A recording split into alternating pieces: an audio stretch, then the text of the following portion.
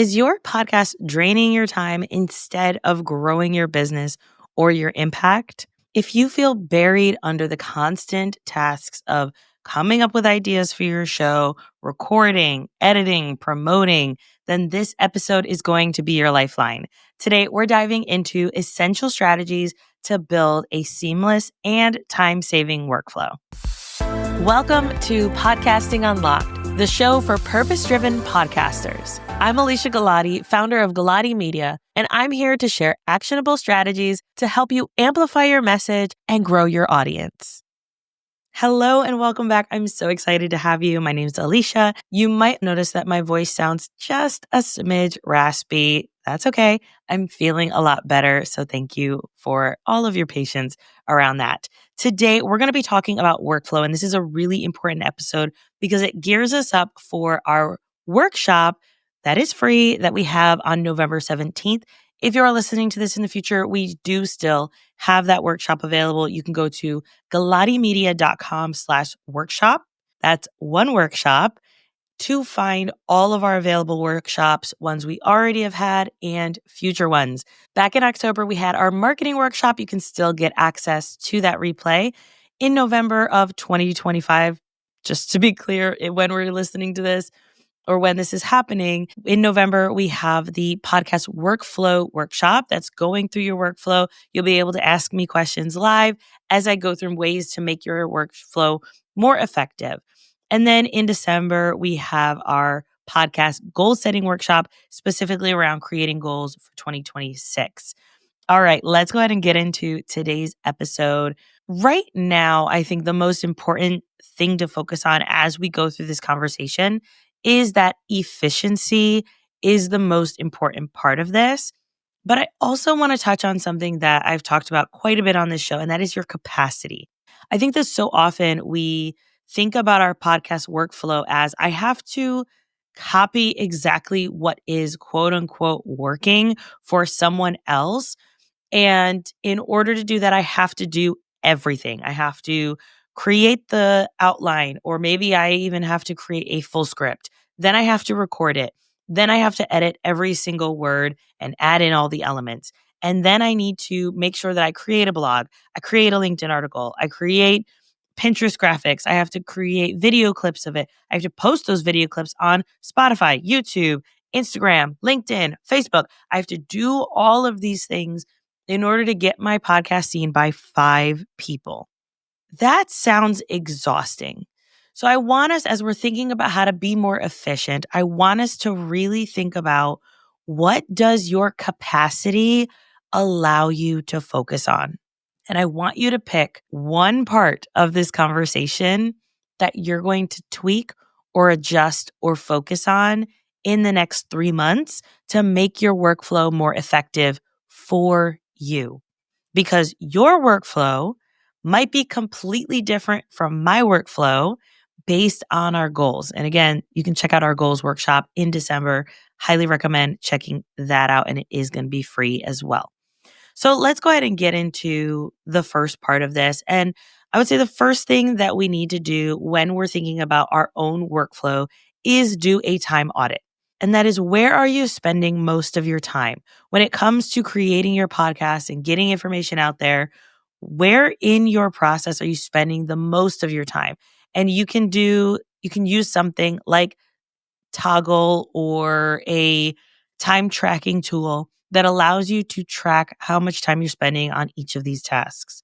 If editing is taking you the most amount of time and you would like to offload one of your tasks, then you'll know, hey, if editing is taking me the most amount of time, then it might be worth being the thing that I outsource to someone in order to get support and to get that time back. But it wouldn't make sense to outsource posting on social media if that literally takes me 5 minutes and it's something I actually enjoy doing.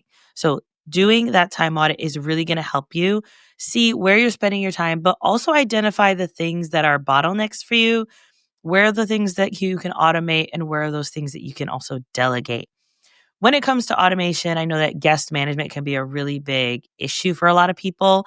I'll actually be creating a podcast guest management system where you can copy and paste my templates and my entire workflow around managing guests. And that will be very affordable, less than $20. I'll be having that available in January. So be on the lookout for that, or you can subscribe to any of these places, but also our newsletter in order to know when that is available for you. So identify those bottlenecks.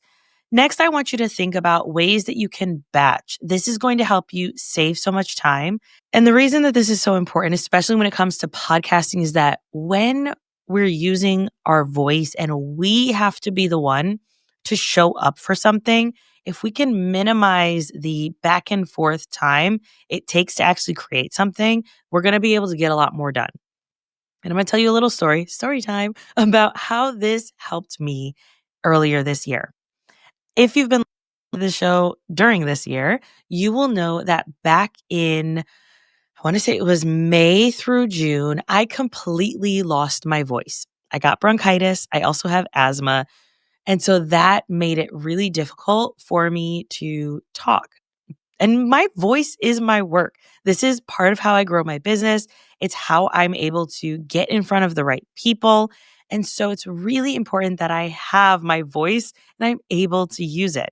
So getting sick is not always a great option, but because I had batched already so many guest episodes, I was almost 6 months ahead on my podcast guest episodes at that time, that I was able to move and shift things around and actually take an extended break from creating new podcast content for my show.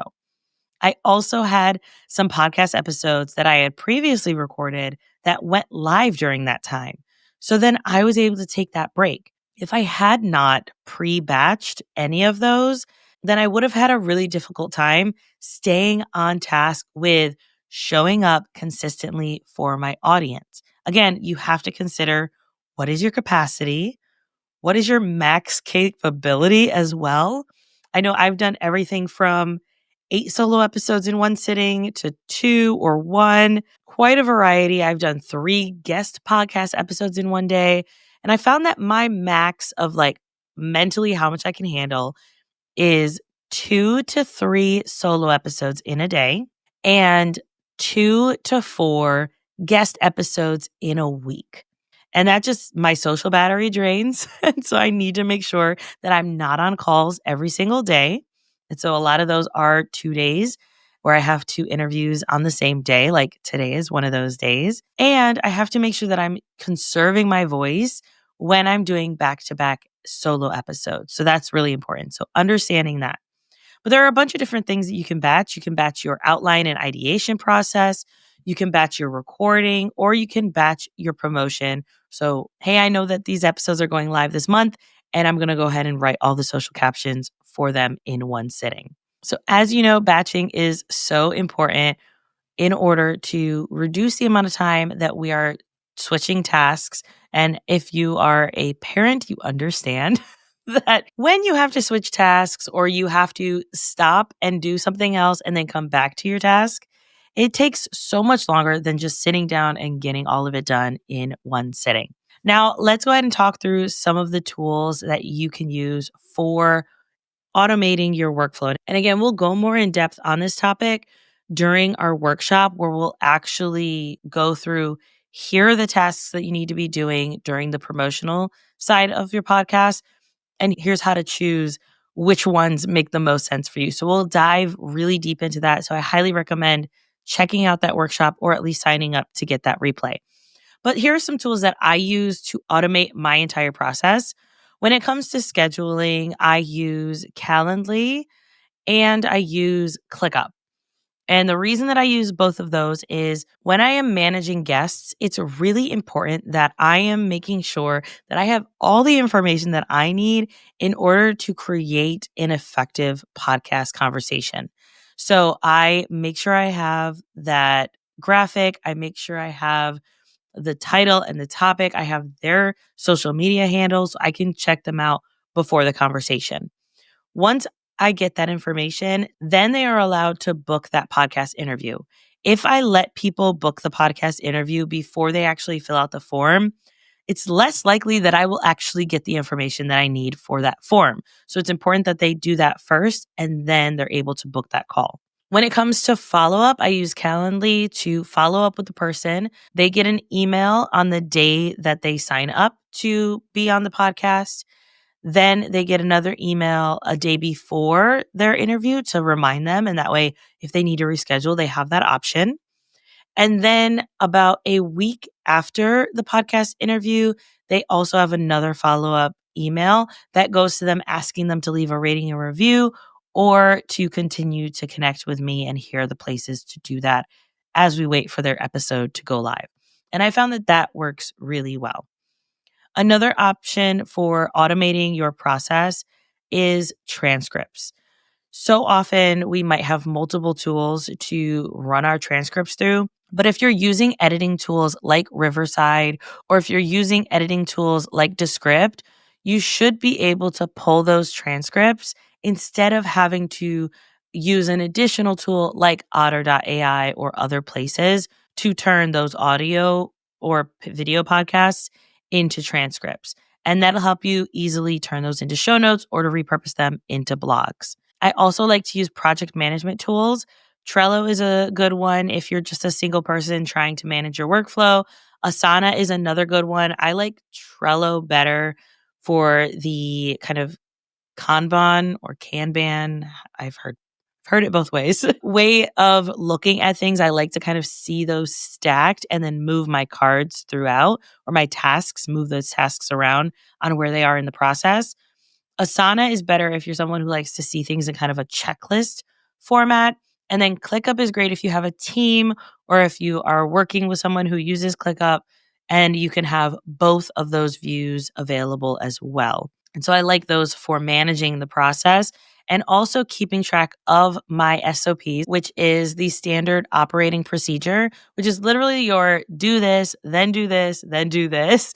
Maybe you have some photos in there or some screenshots, and that really helps. So I like using ClickUp to manage all of that and to kind of keep track of that. They also have a time tool in there. So I use the time tool to show, hey, I'm spending X amount of hours on this project or this client specifically. And then I can look and say, is the amount of money that I'm making make sense for the amount of hours that we're actually putting into it? Or do I need to make adjustments to what our pay is and what we're charging our clients? So those are some of those essential tools. But from there, you can create a sustainable workflow. I want you to really look at each of the parts of your process, from ideation to recording, editing, promotion, copy, uploading, and see what are those places that you really can trim the things that don't really make sense or trim the things that you don't really need. If you listen to my episode from a couple weeks ago, I talked about how I'm quitting social media for Q4. And it has honestly been, and I'll do like a little review at the end of Q4, but so far, it has been so life-giving and so relieving to not be on these social platforms, to not worry about posting in places where I'm not getting any response whatsoever, and instead focusing on places that light me up and things that I actually enjoy doing. So I highly recommend just looking at your workflow, looking at what you're currently doing, what is your capacity, and then how can we make it more effective and more efficient. And be sure to check out the free workshop, because honestly, if you are there and you ask questions, I will give you direct answers on things that you can adjust or change. I might ask you follow-up questions to be able to get to the root of what it is that you're struggling with. But you should leave with a clear idea of what your workflow needs to be and how you can improve it to make it better for you. If you are like, look, workshops are not for me, we also have one-on-one strategy sessions. You can check those out at helpmypod.com.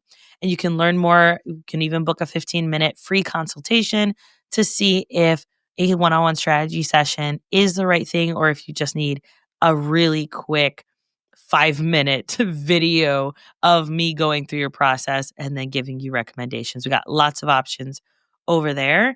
So helpmypod.com, or you can go to galatimedia.com/workshop, and that will send you to the right places, whichever you decide. All right. Until next time, happy podcasting.